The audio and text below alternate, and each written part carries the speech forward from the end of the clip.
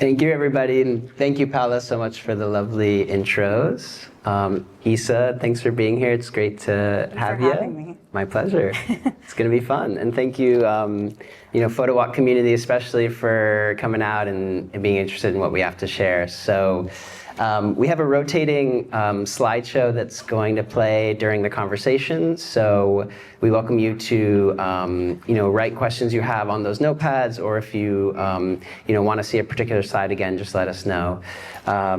Lastly, the stack of prints that you guys have been handed, feel free to look through. Those are work prints from Florida Boys, the project that we're going to talk about, and we wanted to just give people an opportunity to look at the work for visual learners or thinkers who might benefit from, being able to hold the prints in their hand. So we're going to switch over to the slideshow here, and Isa, I'll let you take it away. I'll start interrogating. I also want to express my thanks because I also, just even half a year ago, had been talking to somebody about my desire to moderate a conversation, so now it's happening. So I'm very honored that you invited me to be here. So I think what we're going to do and what we've talked about is to kind of talk about history, inspiration, and then the body of work, because that's kind of what's rooted in the Florida Boys series. And so I have a series of questions, but we're just going to see where this goes naturally. Yes, and also the slideshow is going to kind of follow that format. So. Yeah.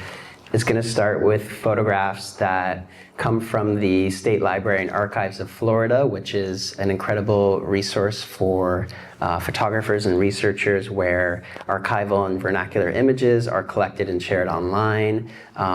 Particularly these photos come from the Florida School for Boys collection, which is a series of photographs that were taken by instructors at the Florida School for Boys in Mariana County. It's a sort of historic and infamous school where young men were sent to be reformed.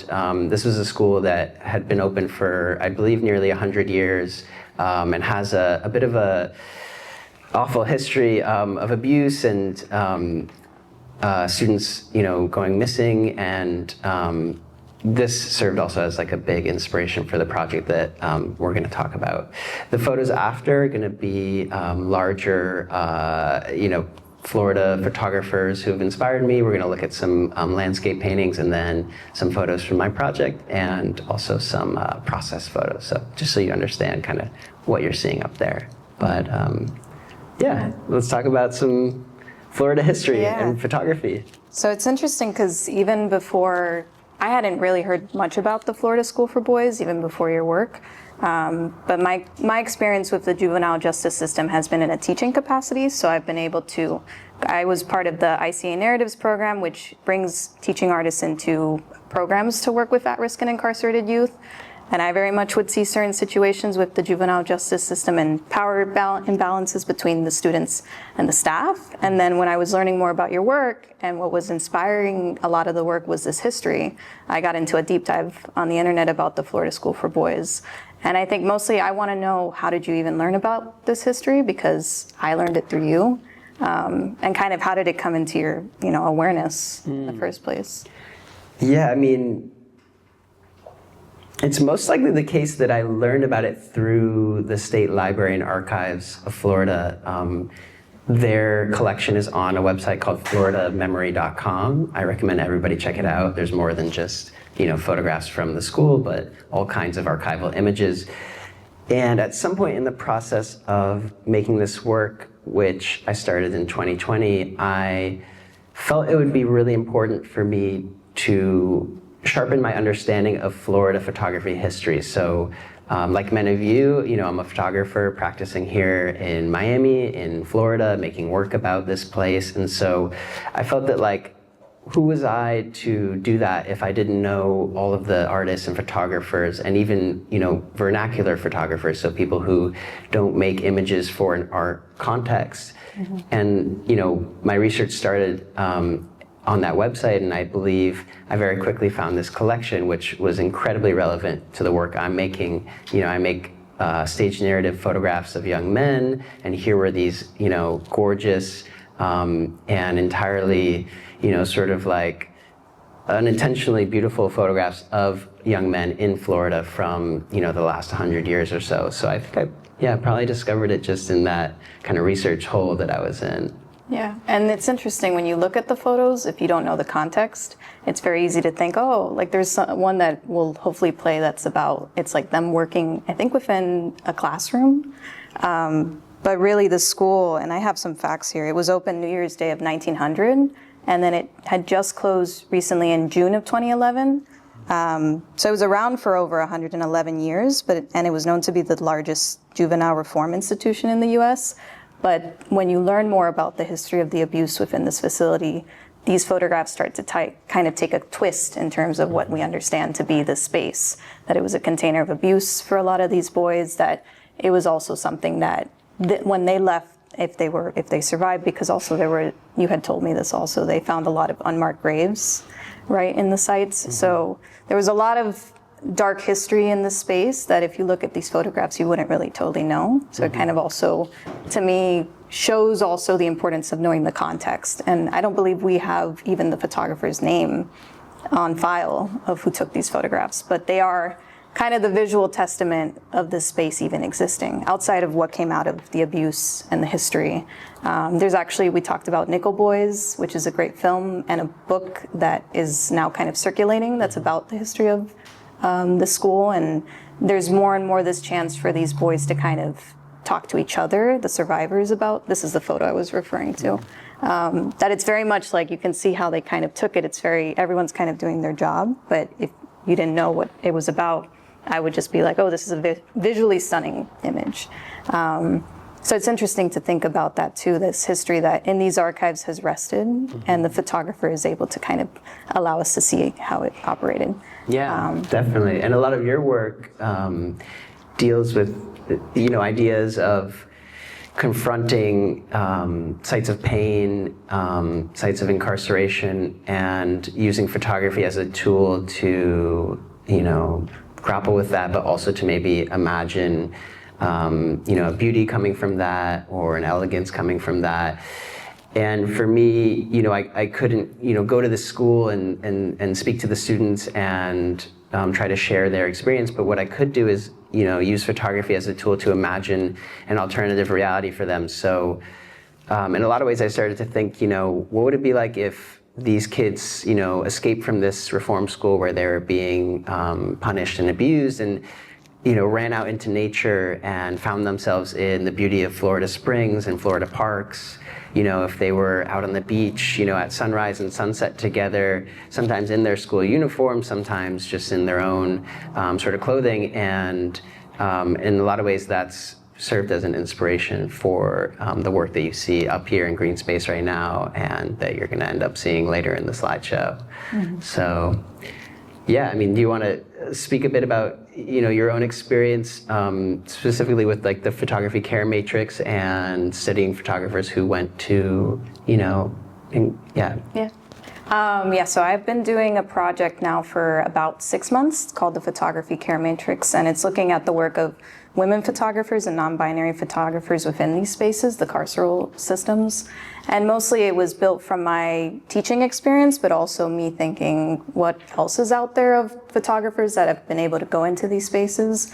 And a lot of my work when I was teaching, I had to do experimental photography because I was working with juveniles and we can't photograph them. Their identities are very much protected by the state because of the court trials they're in. And so I had to get creative with my photography, and that had me thinking, what's going on with like other photographers, not only in Miami and Florida, but around the South and the US, around the world.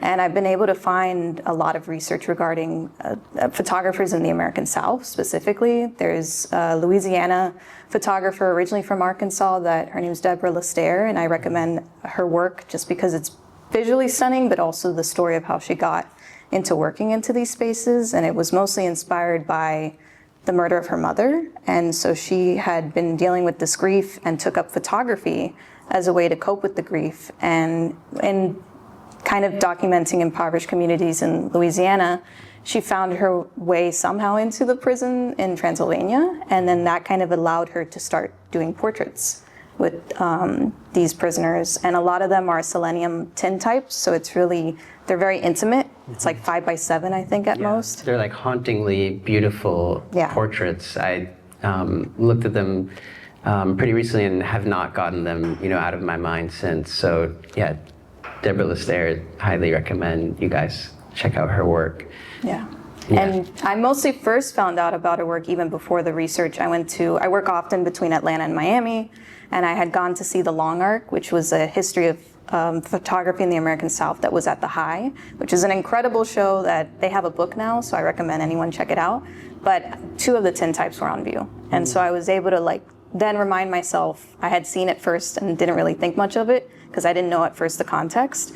And then I learned of how she came into these spaces. And a lot of her portrait work also allowed these people to kind of imagine themselves in their own way, because often the last photo, a lot of these prisoners, especially, there's one penitentiary called Angola, and most people there serve life without parole, so they're most likely to die in the facility. And the last photo they're ever given of themselves is their mugshot. And so she was able to go into these spaces and do tintypes and portraits with them, and they were not only able to claim how they wanted to be seen, but they were also able to give that to their loved ones. And often they had marked the tintypes with the amount of children they had, when they were born, where they were from. It was a way to kind of give them agency again. So it's super collaborative, right? Yes. Yeah, she had a lot of her work was looking also at Louisiana tropes. So there's a lot of them would do Carnival and Mardi Gras. And so in the photos, you see them in costumes, and it's because they were often dressing up for these occasions, even within the facilities. And that's something I also learned even just going through, I taught here at the Miami-Dade Juvenile Detention Center, and even though they're in these spaces where time is very different, they're very much still celebrating, I would walk in and they would be dressed up for Halloween, the girls that I was teaching. So I think that's something to also think about, is that these spaces exist in a different almost time zone. They have their own routine, but it's not that they very much are invisible populations in our communities. Yeah, so true. So that's kind of what my research has been about, and looking at that. So when I was talking more with you about Florida School for Boys and the inspiration for that, of the Florida Boys series, it very much caught my interest also, because a lot of these reform schools are the way that, and it's still happening. I mean, there's still juvenile detentions and stuff, but it was a way that a lot of these young boys and girls were placed to kind of correct behavior. And often for things that you would think, really? They got put in there, truancy, missing school, hitchhiking, stuff like that, but it was a way to corporally punish them for their behavior. Totally, and could change their lives entirely. So, when I'm thinking about photography, I'm always thinking about it as a tool for imagining a different world or a better world or a fantasy of a world. And so, hearing these stories about kids whose, single mistake changed the course of their lives, oftentimes for the worst, I was inspired to dream up, a different scenario for them, or a better scenario. And I like what you said too about, spending time specifically studying, photographers in the American South who are working in, prisons and photographing people there. And, you mentioned that the South is, kind of like this, I think it's the highest, right? It's the 3 top states with the highest incarceration rates. So it's Mississippi, Arkansas, and Louisiana. And the highest state, the highest security, maximum security prison is the one in Louisiana. And at the time, like I had mentioned, the Florida School for Boys was the largest juvenile reform institution in the 60s. Oh, wow. Yeah, so you're learning some stuff from me too. I am.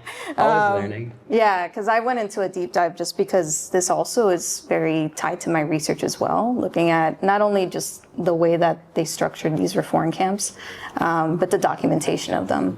And I think something that also I learned from Deborah Lestaire is a lot of what she was doing was looking at how these people are not the sum of a mistake or being caught in the wrong place at the wrong time, but we're not really the sum of our worst or our best kind of actions.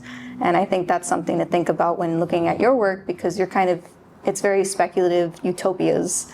And so I'd love to also now segue into maybe more of the photo-based and lens-based depictions of photography that you've been inspired by. Yeah, absolutely. You know, the series that we're talking about, Florida Boys, is a group of staged narrative group portraits, right? So instead of photographing just one subject, I'm photographing groups of people, groups of young men. And in making those pictures, I was drawn to other, staged narrative photographers.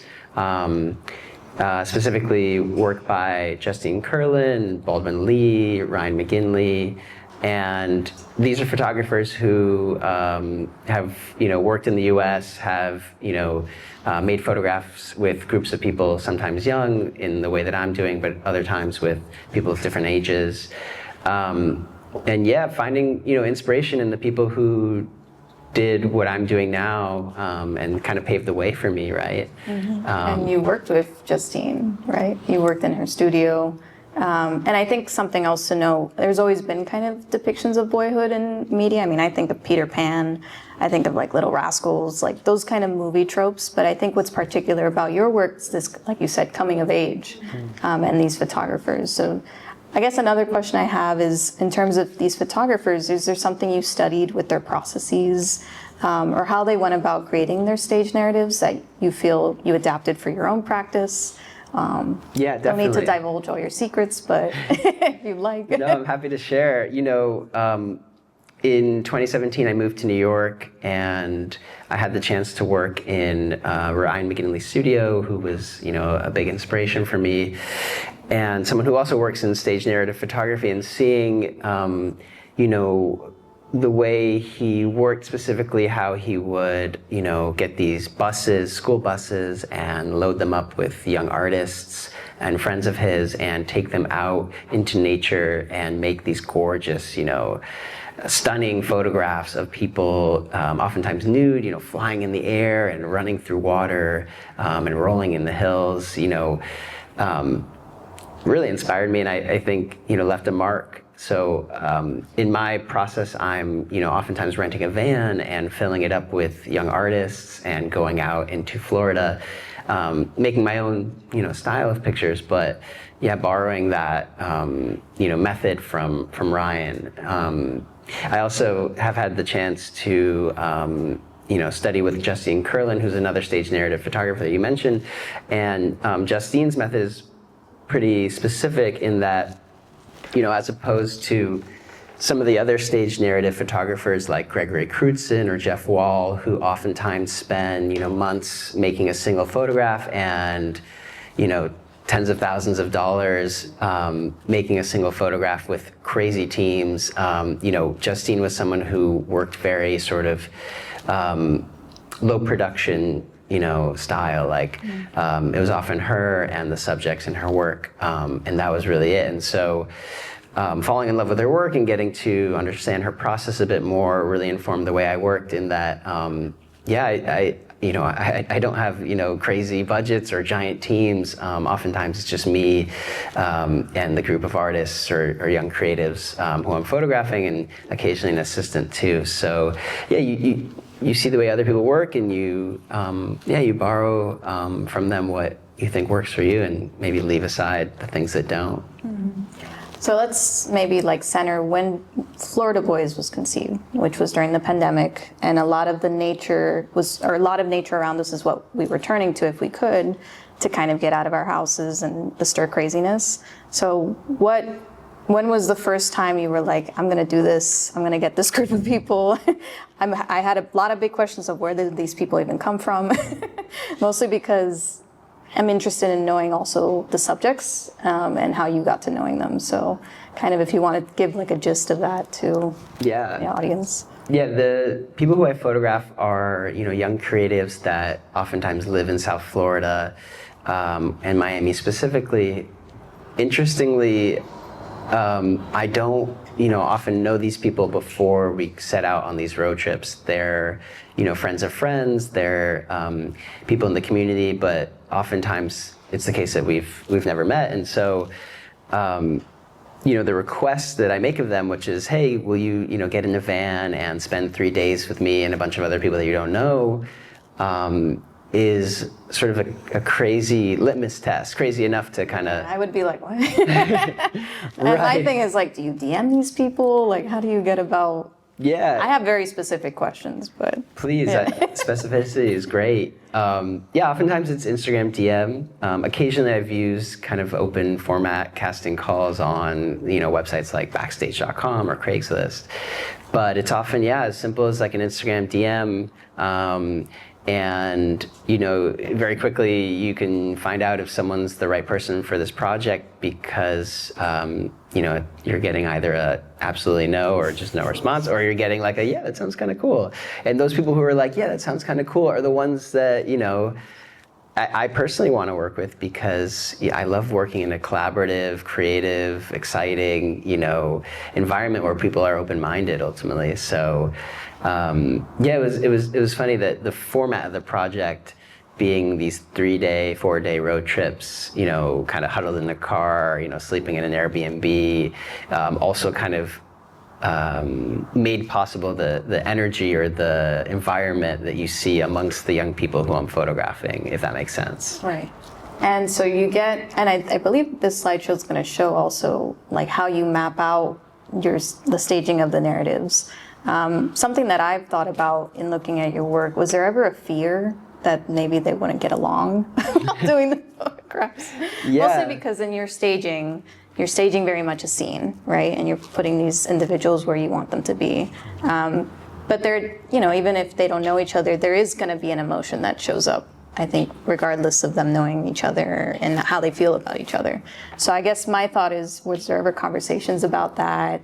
Or aside from just road tripping and taking the hours to road trip up and that being a bonding experience between these young men, was there ever like a moment to kind of talk about like, this is how I want this to look? Or like, how do you go about talking with them about that process? Yeah, I like to use reference images. As you guys know, a lot of this work started in research and looking at other photographs, and so I like to use photographs and paintings as tools for kind of describing the environment that I want to create.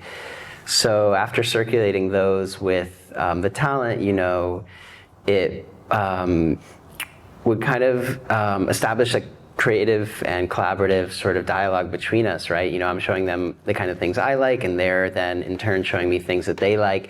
And though I'm staging people in the sense that I'm kind of directing the gestures and assigning them places to stand or act, I'm also leaving the sort of door open to them. These are collaborative photographs in the sense that like people bring their own, attitude, and they bring their own ideas to the pictures. So, was I terrified that like nobody would get along and, we would kind of essentially spend all this money to be out here making pictures in the middle of nowhere with a bunch of people who like maybe don't even want to be there? Like, yeah. Mm-hmm. It's scary. In the pandemic of all times. Right, exactly, when there's like nowhere else to go. Yeah.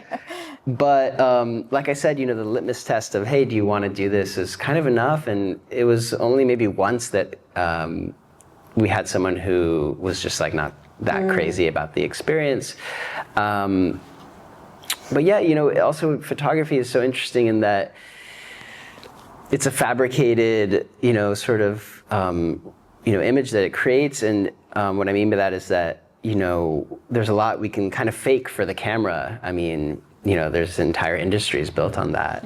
But when it comes to these photographs, because I'm interested in something a bit more sensitive, something that feels palpable, it feels real, it can be difficult to hide if somebody's like really not into whatever it is that we're doing. So, thankfully, just with good bedside manner and also good casting, I was able to either find the people who would, bring that excitement and positivity, or, gently kind of direct someone towards feeling, excited about what we're doing. But oftentimes, people were incredibly excited. I think one of the gifts of this work is that it was able to provide not only amazing photographs for me, but amazing experiences for the talent who are in the pictures. So, going to these springs, going to rivers and forests, were foundational experiences for young men from Florida who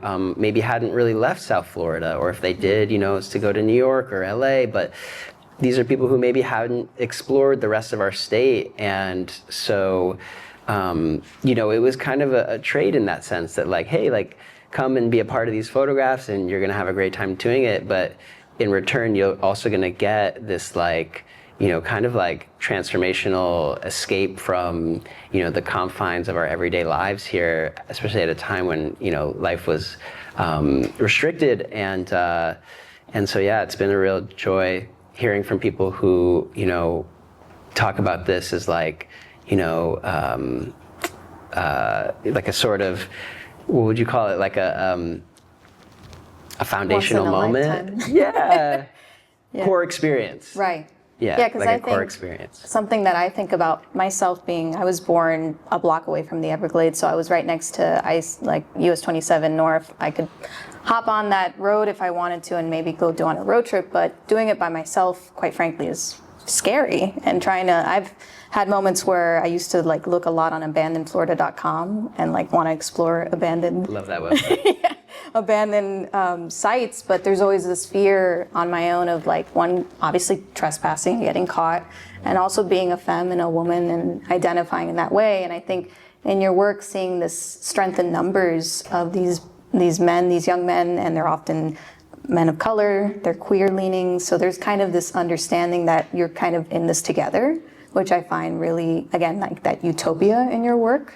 And I guess in line with that, I was kind of looking at some of these prints you gave me as well, and I had some questions about whether you had any incidents in getting on some of these sites. There's Yeah. one in particular that's them on a train that I'd love for you to talk about if you can. Yeah, I don't I'd know be if happy anyone to. has it in their hands right now, but Yeah. I mostly had a question about illegalities and trespassing because, again, I've always have this urge to want to explore those kind of spaces, but the fear of getting caught always kind of usurps that. Especially in Florida where, getting caught can mean Yes. you can be shot or killed. Right, And like it would be 'cause- fully okay in our legal system. Right. Especially crazy. South Florida is a very different nature than Central and North Florida.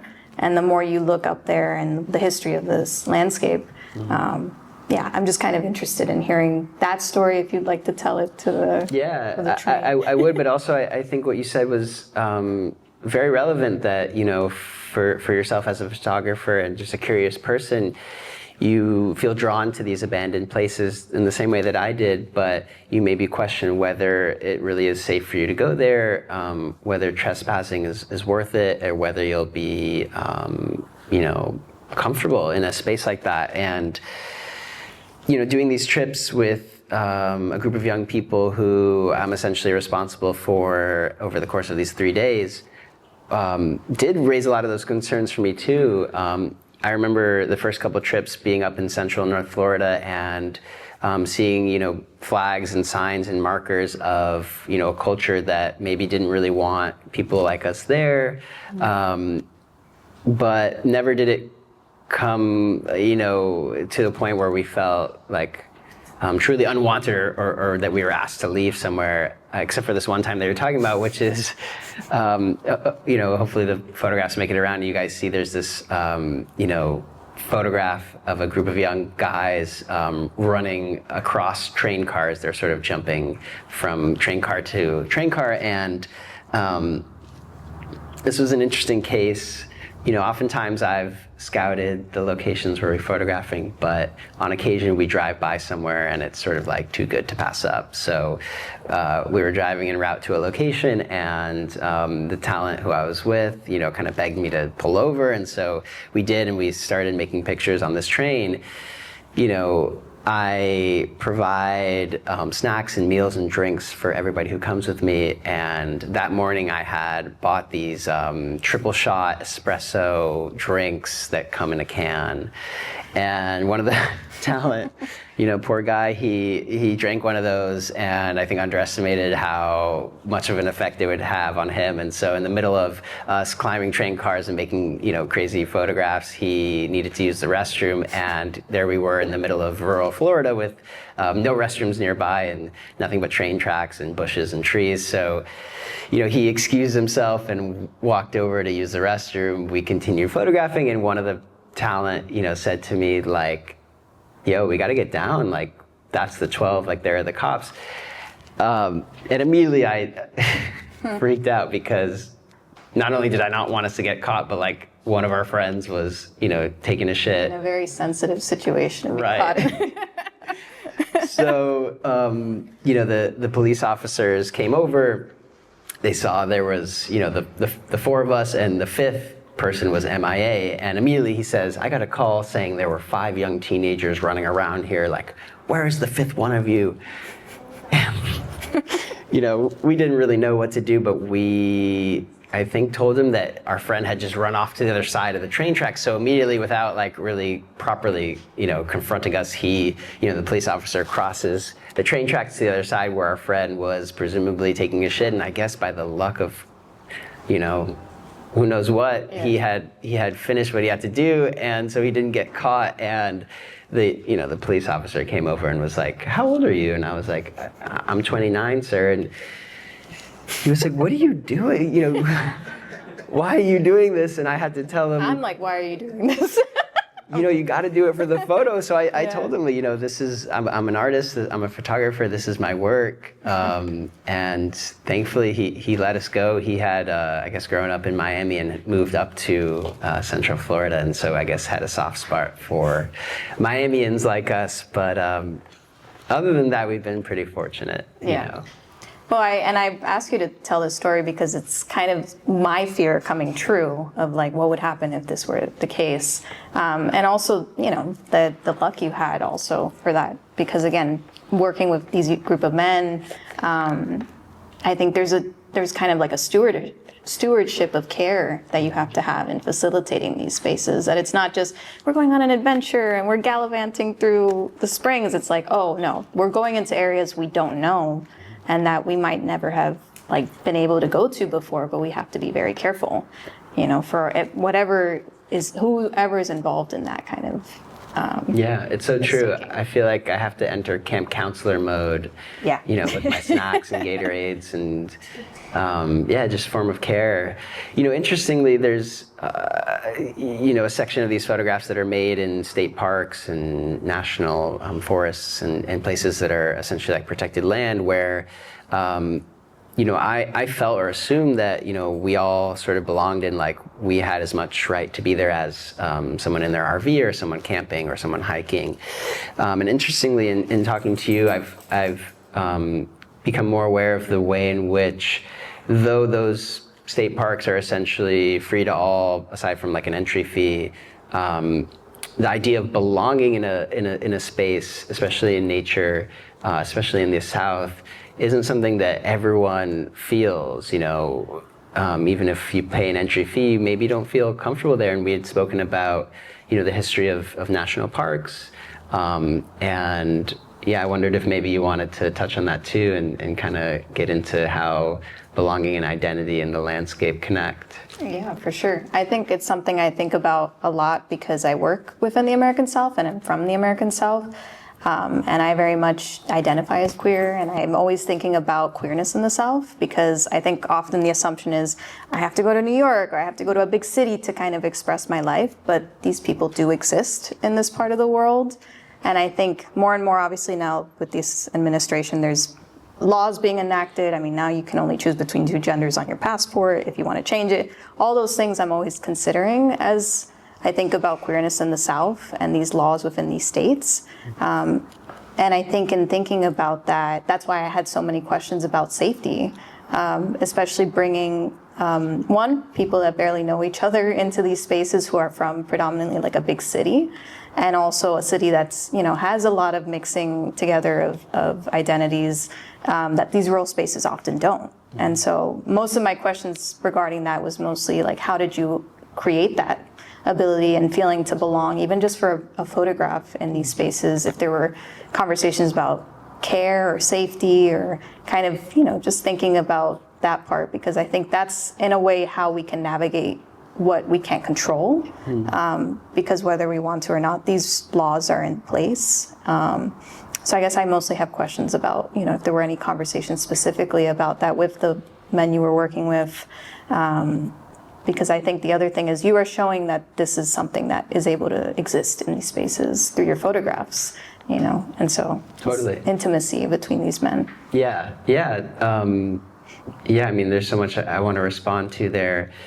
But yes, circuitously, we would talk about care or comfort, but it was never as direct and sort of blunt as that. I think in developing a bedside manner as an editorial photographer and a commercial photographer, I've learned how to speak to the people I want to photograph and make them feel comfortable. And so I just brought that same kind of approach, which is to, ask people questions, show interest, which wasn't something I had to feign because I was lucky to work with some really interesting people from a place that I love.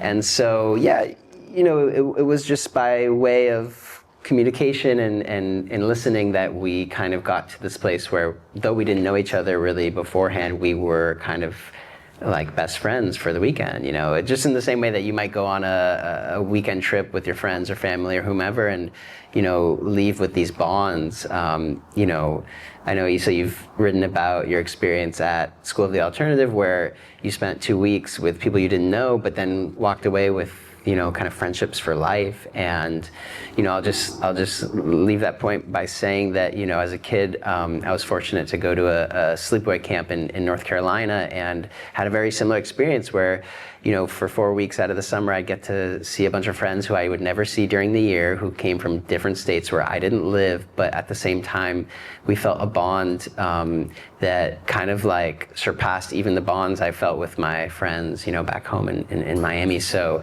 but I think kind of a bit of what that experience is like from your School of the Alternative. Yeah, which I recommend if anyone's interested in looking at a residency in the South. School of the Alternative, it takes place in Black Mountain, North Carolina. And it's interesting you say that because it's very much how I felt in having this kind of container of time with these people. And also it was a very much like a care conscious space. And I think in thinking about, I haven't been on one of these road trips with you, but I imagine if you are stewarding that kind of similar feeling of like, we're only here for so much time, we don't know each other, but like, do we want to try new things? Yeah, we'll make the most of it. Make the most of it. And obviously being careful where we need to be careful, but also adventurous. I can also understand that feeling of like, you almost feel like limitless. Like there's like, in a way, like there's kind of obviously limits to like physical ability and stuff, but like there is like nothing you can lose in getting close to these people, which is often how I felt when I've been at School of the Alternative. Is a lot of people come from Brooklyn, LA, there's also people coming from Oklahoma, Oregon, there's all kind of these walks of life of people coming from these different parts of the world, and we don't know each other, but we're there for this reason of art making and just rest and kind of being in a space that has its own kind of sacred energy, which I truly believe that area of like the Blue Ridge Mountains has that sacred energy. Yeah. So I can very much understand kind of, and think about what it was like for these young men to kind of be in that space. Definitely. Yeah. I just want to make a note that if you do have questions written on your notepads, if you can go ahead and pass them to your right, and then if the person on the right side of the row can just start to pass them up to the person in front of you until they reach the front. We do want to hear your questions, and feel free to write your name too on the paper or leave it anonymous, whatever you prefer. But we had could talk forever. That's why you're no. We had spoken about how sometimes at a talk, it's just nerve-wracking to raise your hand and have to formulate what you have to say. So we hope to make it a bit easier for people by, giving these notepads out. Dream, environments in the South and dreaming up what we want. What we want to use photography to allow us to see or to believe is real. I've been thinking about images and how they're so tied to belief that, when we see a photograph of something, it makes it that much easier to believe that that thing is real. And with this project, I am reflecting on my upbringing as a young person in Florida and what the masculine energy was that surrounded me. And, as many of you may know, masculine energy can be bro-y, it can be about shows of confidence and, aggression, sure. Not well placed, but... Right, and I guess there's a place for all of that, but so not to throw shade, but for me, I didn't find that I really felt comfortable in a space like that or related to that, and so these photographs, in terms of belief and imagination, are a way to imagine a space that is more in line with the masculinity that I want to see. So, boys who are, or young men rather, who are wanderers and dreamers, people who appreciate the environment, who appreciate the company around them. Those are the kinds of things that I had hoped to see and experience, as a kid. And so here I am making, pictures of it to make it feel a little more real for me now, and hopefully for other people too. But if you want to... Sure. Yeah. So our question first I see here is, for your stage photography, were you able to get grant money, or are you supporting your art out of pocket? That's a great question. Thank you, whoever asked it. Yes, thank you for that question. So for this project, I funded it a couple different ways. Like I mentioned before, I'm an editorial and commercial photographer by trade, and so I'm lucky to be able to use this skill to make money and pay the bills. But I also incurred, and this is not a recommendation to anyone to do this, it's just the reality, I incurred a lot of credit card debt to make this dream a reality. But yeah, there's that third element, which is grants, and here in Miami, we are lucky to have actually a tremendous amount of support from local institutions that want artists to realize their dreams and succeed. And so I did apply for quite a few grants. I definitely did not get them all, but the handful of grants that I've been lucky enough to get, have helped to support this project. So for anyone who is working on something, I highly recommend just putting yourself out there, spending the time it takes to make a grant or a grant application. And, Isa can tell you, I can tell you, just sort of the more you do, the better you get, and the more likely you are to get funding to make your project happen. So that's how I made mine. Yeah, I had a big question about that, because one thing I think about with your work is how quickly and how much you shoot. And you told me you shot for this alone like 500 rolls? It was like 700. 700 rolls of film. Isn't that crazy? Which is I wanted to talk about that because I shoot film predominantly, but I could spread a roll across 6 months if you really tried me. So I can only anticipate that, plus the cost of, development and then scanning and then printing on top of it all. I can see where that credit card debt was incurred. All right, I have here a couple questions from Jeffrey. Thank you, Jeffrey. I see here, what was the idea that sparked Florida Boys, which we kind of went into, I think. Why do you think we don't have more photos like this? That's a good question.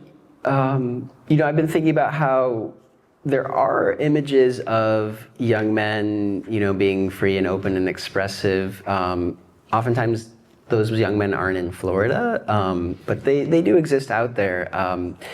So I think, it's a matter of just them being fewer and far between or less focused, but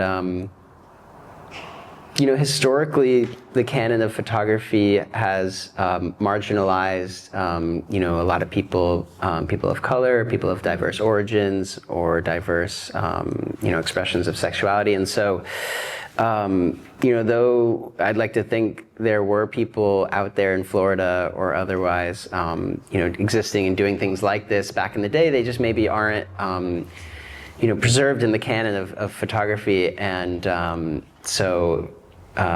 because of that, because of the way history is written and told, I feel it's important to kind of make a contribution, to photograph in a way that rewrites that or updates that. Right. And I think that's something I've even brought up to you. It's you're very much creating a conversation with those before you. And that's something to think about, that, like you said, Justine Kurland, who's done this kind of work as well in a different part of the world, but very much kind of the similar idea. And I think that's always, I think about that even with my work, that even my ideas are not as original as I might think they are, but they very much are a contemporary conversation piece to kind of add to that conversation.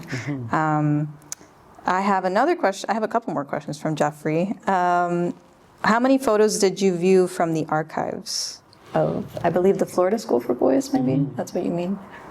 Yeah, if we're talking about the Florida School for Boys collection, I think I've seen it all. You know, it's something like 500 or 600 photographs. FloridaMemory.com has thousands in many different collections. So spend some time there, check it out. But yeah, I think I looked at everything. I think I would go through and save whatever I felt was meaningful or relevant to me, and then revisit those saved ones. I would have this binder that I slept next to or had on my bedside table throughout this process, and you know, in the binder were photographs that I felt were particularly, or paintings, you know, any images really that were particularly relevant to the project. And before going to bed every night, I'd, you know, make sure to flip through the binder, and you know, that level of kind of like commitment and memory and routine is like kind of what I feel helped me to do this. You know, for a lot of photographers working in editorial or just doing it as a hobby, you know, it's kind of typical to get good or fine-tune your skills making portraits of maybe one person, maybe two people. But as a lot of you may know, you know, once you've got 3 or 4 or more people in front of your camera, you know, it poses a real challenge. And so through like deep study of images that I felt were successful featuring, you know, groups of people, I was able to kind of figure out how to do that. And I maybe still haven't even figured it out, and that's why I'm compelled to, yeah, keep going out there and make more pictures. And this is a great shot of like some of the spots you kind of, or both went to and that you're thinking of going to potentially. Like there's a lot of that process that I think about with your work, given now knowing a lot of you now how much you shoot, but also what it goes into it's not also sometimes just driving by somewhere. You're doing your research as well. Yeah, that's true. I before bringing, you know, groups out there, both for a logistical purpose, because I don't want to bring people out and waste time looking for locations, but also for a financial purpose. You know, if we only have 3 days, we have to kind of make it work. You know, I would spend a couple of days on the road, location scouting. I would, you know, scour Instagram hashtags or Google Maps to find locations, and then create that, you know, kind of crazy, overwhelming map that you saw there. Day in is it Arrested Development? Yeah. As the board? Yes, or you mean Always Sunny? It's Always Sunny, yeah. Yes. I always get the two confused. Yeah, okay, so I'm going to move on to the next so we can give Thank you for those questions, yeah, Jeffrey. Thank you. Claudia asks, how long did Florida Boys take? When did you know you were done? Or I guess, are you done? That's a great question. Yeah, Florida Boys started in 2020, so it's been a 5-year project. It's ongoing. I don't feel I'm done. I'm so sorry to, you know. Anyways, yeah. I'm sorry. No, you know, to them, I can't wait to meet you, but you know, I guess if there's anyone to be sorry to, it's the people in the photographs from, you know, 2020 to 2024 who have maybe gotten to see some of the work. You know, there's photographs right now up here at Green Space and work elsewhere, but oftentimes it's the case that I have to find people who are comfortable not seeing these photographs for 3, 4, now maybe 5 years, and so yeah, to those people, I guess I'm a little sorry, but yeah, it's an ongoing project. I think that also speaks to how amazing it is to see them when they're finally revealed to the world, because we very much live in an instant gratification moment. It's the reason I love shooting film. It's kind of, it allows me to sit with the shot that I made, and I might not even see that shot if I shot the rolling correctly, or like, I don't know. You never know. You never know, and I think the fact that knowing that you've shot so much of this on film also kind of preserves in this very much ephemeral moment, not only with the men, but also in that process making. Yeah, I mean, it's yeah, the entire project is shot on film, as you guys know. Yeah, specifically in the first 3 years, you know, I don't know if I ever told you, but I didn't develop any of the film I was shooting, and I would be so antsy to know what was in those things. But sorry, continue. I was antsy, and anyone who has a role like sitting on their desk right now, you know that feeling of like just wanting to see what's on there so badly. But I also knew that for me, there's two modes of working. There's that kind of maker's mindset of being out in the swamps and forests and parks making pictures, and then there's that kind of curator's or editor's mindset where you're looking at the work you've shot, you're deciding what makes sense and what doesn't. And I don't like to really mix the two because I feel that it kind of stifles my making process, if that makes sense. So I would come back from a trip, I'd shove all the rolls in a drawer, and at one point, like, that drawer had overflowed, and I think I just overflowed rather, and I decided, I think it's time to develop some of this work, make sure my camera actually works, make sure I'm not, wasting all this money. Kudos to the film lab that had to process that order, because that's incredible. Yeah, they were very excited.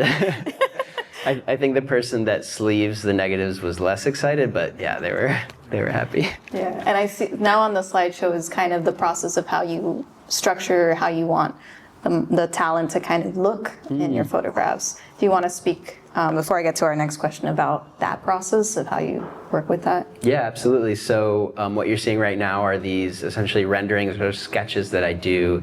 I go out on a location scout, I find the angle or the framing of the photograph that I want to take and use my phone to capture, options. And then when I'm back home before the actual road trip commences, what I like to do is create these sketches using, PNG files of, guy with hand in air, guy wearing baseball cap Holding and a tire. That's what it looks like. Yeah, guys with like inflatable tires. The reason for that is that, as anyone knows who's made portraiture or worked with subjects, it can be time-consuming to stage and arrange people, and particularly when you have a group of 5 or more, it can be incredibly kind of labor-intensive. And so to save time and to make our lives a bit easier, I create these sketches, present them to the people I'm photographing, and then essentially say, once you're in your kind of spot, in your area, in your zone, like, do you, like, bring to the photograph what you want to see. So these are kind of not a rule book, but more of, I guess, a starting point. Mm-hmm. Yeah, and I think also I personally like when I'm given direction, if I'm ever having like a portrait of myself taken. So I'm sure it also gives them that relief to, in that moment, know where to go and then how to kind of enter that scene. Yeah, it's true.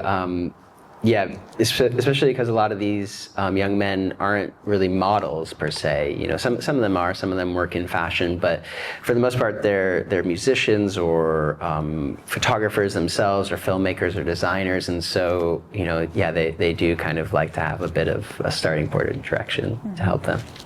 Nice. All right, our next question, or kind of question-ish, is thoughts on what it means to be in Florida today.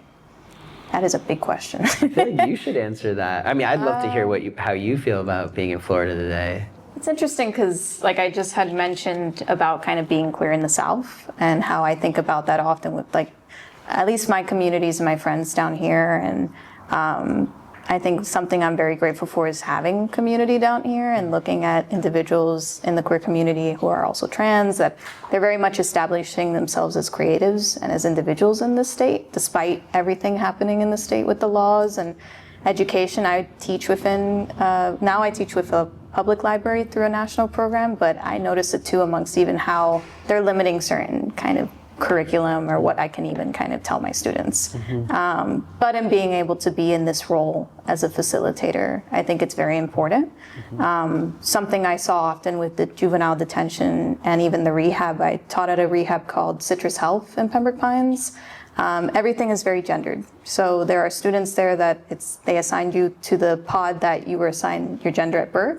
Mm-hmm. But I would have students that would go not by their dead names, but they would identify as Aaliyah, even though they were born as Wayne. And so I noticed that even in those facilities, how hard it is to be queer, and to just be yourself in these spaces. And so it was always important for me to also be able to show them that, that I'm able to exist in this state despite how they want to box me into whatever space. Yeah. So I think that's something that it's not easy. I mean, I'm always worried about the next headline.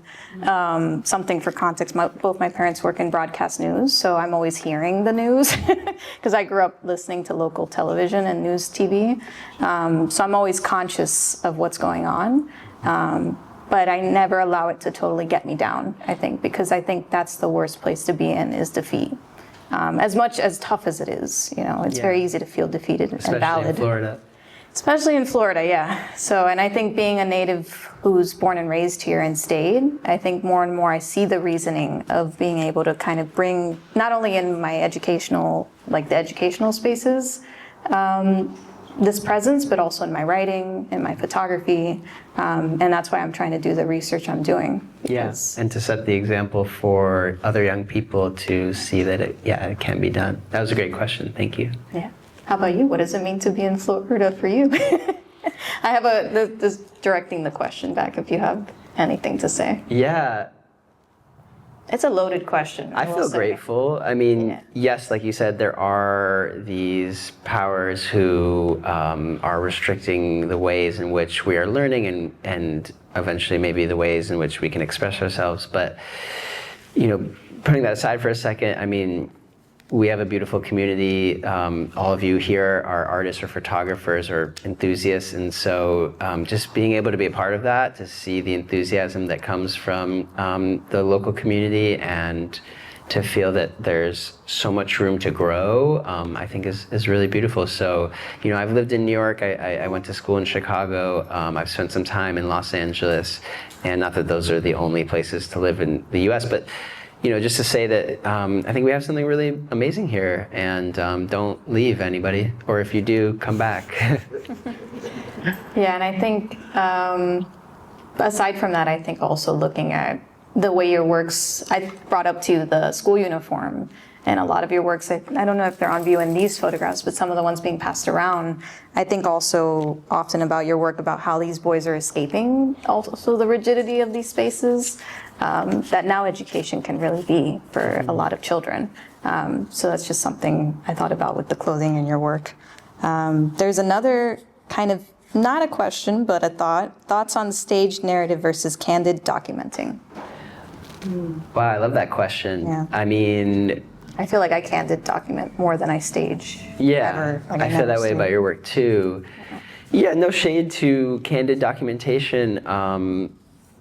I came to photography through filmmaking. I directed music videos in high school and a bit in college, and photography served as like a vehicle for me to express myself and meet the people I wanted to meet and make the images I wanted to make that was just a bit quicker and more more run and gun than filmmaking that required me to have, big sets and big teams and crews. And so I think in turn, I also bring from filmmaking that kind of staged and very narrative heavy approach to making images. So I don't, I guess, practice candid documentary. I think that there are people who consider themselves working in the documentary tradition right now who are making incredible work.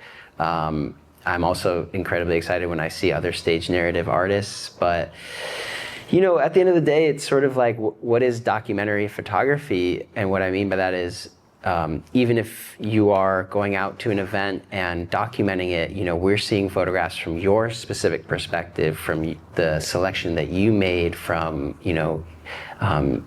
informed by your, upbringing and insights and perspective. And so, I also question whether there even is such thing as true documentation. And maybe in a way, it's like, if we can't really document anything in an objective way, why don't we just fully lean in and stage things and make these fantastical narratives? And I think that's been my worldview for the last, 5 or 6 years. And until that kind of plays itself out, I'll continue to make work in that way. Right. Another question that's more technical: how do you determine your framing and scaling? And then also, is your lighting natural or artificial? And how do you pose your subjects, which I believe we kind of answered in the staging. I think by framing and scaling, you mean like framing the work and presenting it on the wall? right. It was my question. Just when you kind of proportion everything, some subjects are a lot closer, and you kind of, like in this one, you cut them off. Others, you get full body. So how do you determine that, or how you kind of layer things in your photography? Okay, great. Just to repeat what he said, the question is about composition and framing in photography, specifically how I'm deciding where people are going to stand and the layering of them in terms of foreground, middle ground, background, etc.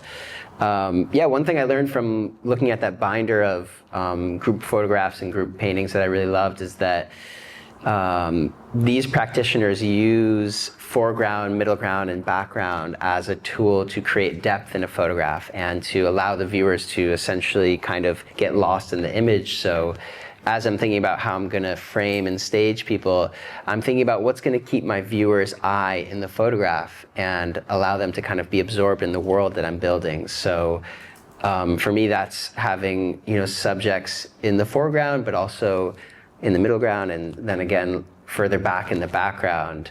It's not the right way to do it, it's not the wrong way to do it, but for me, it's what I found to work best. And I think that's all of our questions from the audience, so thank you. Thank you for these great questions. I have a last question that I hope you can answer maybe in like one sentence. I'll challenge you. And I think mostly because as I've talked with you, I've gotten to know more about your work and the process, and it's expanded for me the context. How do you feel Florida Boys adds to the lineage and narrative of those before you? To keep it short, Florida Boys adds to the canon of Florida photography and the lineage of stage narrative photography, essentially a more expressive, a more free, a more open-minded, a more queer, and a more, sensitive or soft lens on, masculinity in young men specifically that I don't feel has existed, at least not in abundance, before this project. So that was a good question. Thank you. Amen to that. So with that, I want to thank everyone for coming today and for your questions. Thank you so much. And thank you to Josh again. Thank you to Greenspace, to the entire team, to Paola for having us. It was an honor to be able to talk with you. And I'm sure if you all have questions, you'll be around after the critique portion to answer them. Yeah, definitely. And likewise, thank you, Photo Walk. Thank you, Greenspace. Thank you, Paola. We're going to transition into a bit of a break, and then we will go into a group feedback critique. So I'm looking forward to seeing work. I hope you guys will stay and help give feedback on other incredible artists and photographers in our community. So yeah, Isa, thank you so much. And yeah, see you guys soon. Thank you. It was a dream come true.